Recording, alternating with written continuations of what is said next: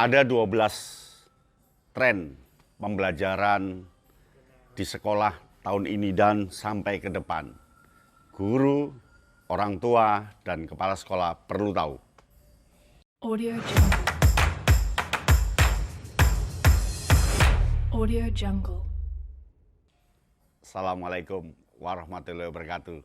Salam Kak Yanno Bintang. Kali ini Kak Yanno Bintang akan memaparkan 12 tren pendidikan pembelajaran di sekolah yang mampu membantu guru, kepala sekolah, orang tua, atau siapa saja yang bergerak di dunia pendidikan.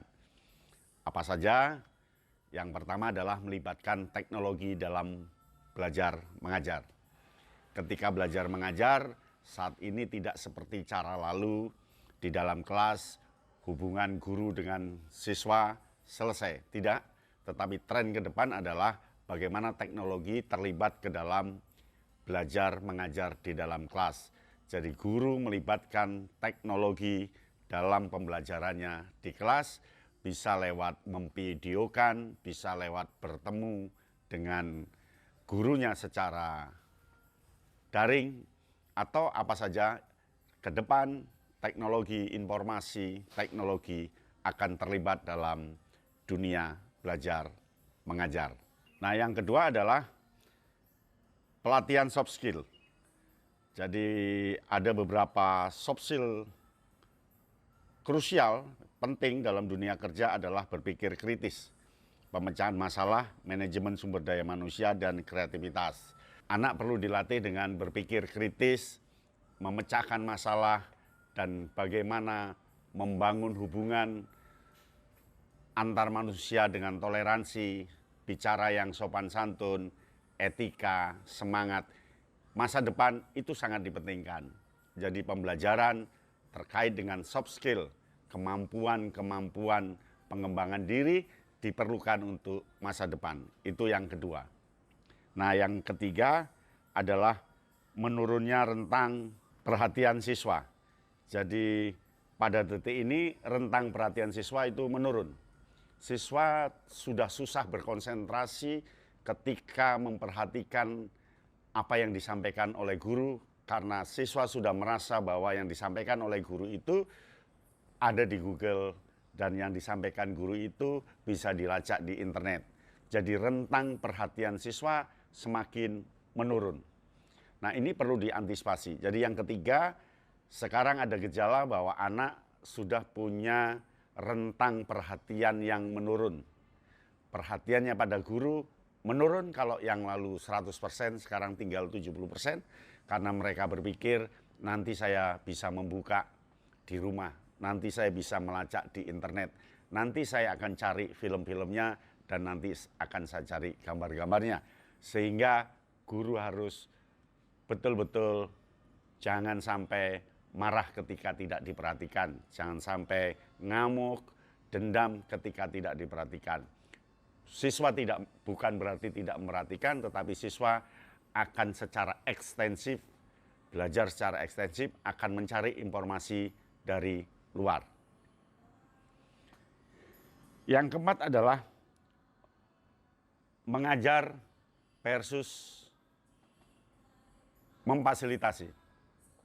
Jadi ke depan itu mengajar sudah tidak diartikan berada di dalam kelas memberikan materi. Mengajar sama dengan memfasilitasi.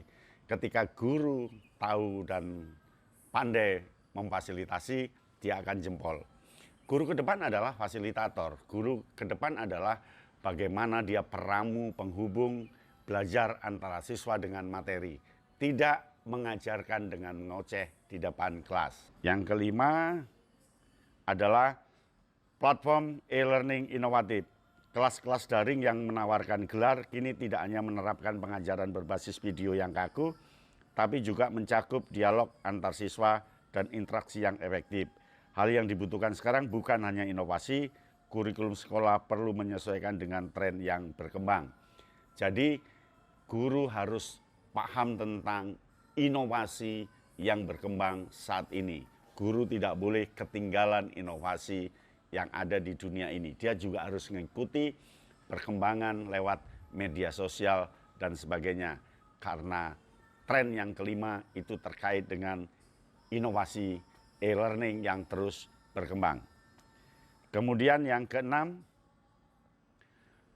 program mengajarnya harus berbasis AI.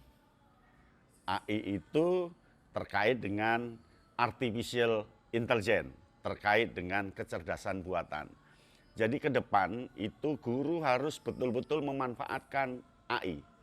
Apakah menggunakan rekaman, apakah menggunakan robot, apakah menggunakan apa saja.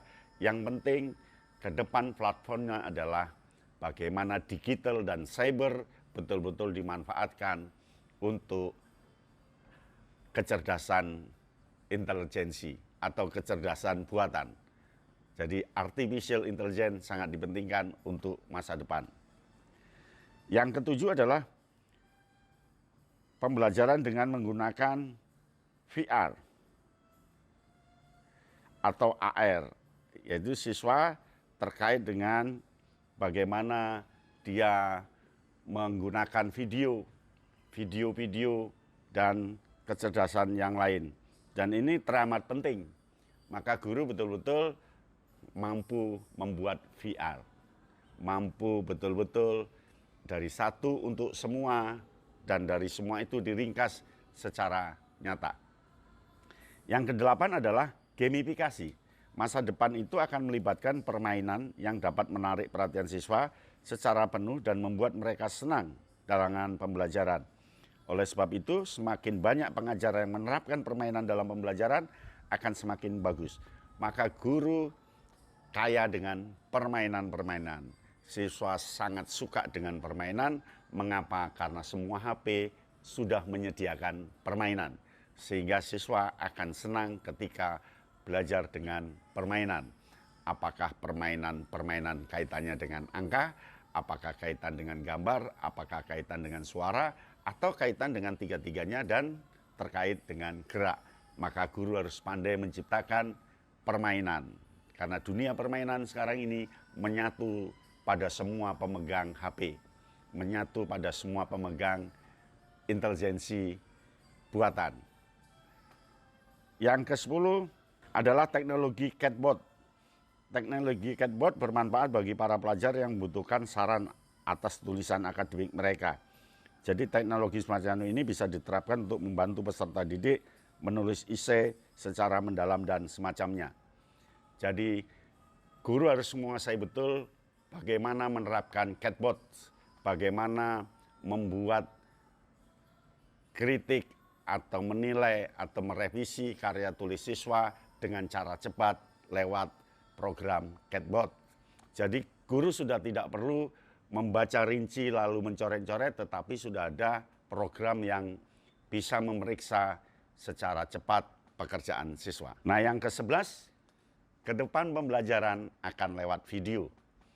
Oleh karena itu, guru harus pandai membuat video, baik itu video tentang materi, video tentang instruksional dari guru, video tentang proses, dan video apa saja. Anak sekarang generasi menonton, maka pembelajaran harus dikaitkan dengan menonton. Guru yang hebat, dia akan membuat berbagai macam video, sudah tidak banyak ngomong, tinggal disetelkan video. Jadi ke depan video-video tentang guru harus diperbanyak. Kemudian yang ke-12 yaitu teknologi blockchain. Blockchain memberi banyak manfaat pada dunia pendidikan, terutama pada segi penyimpanan data.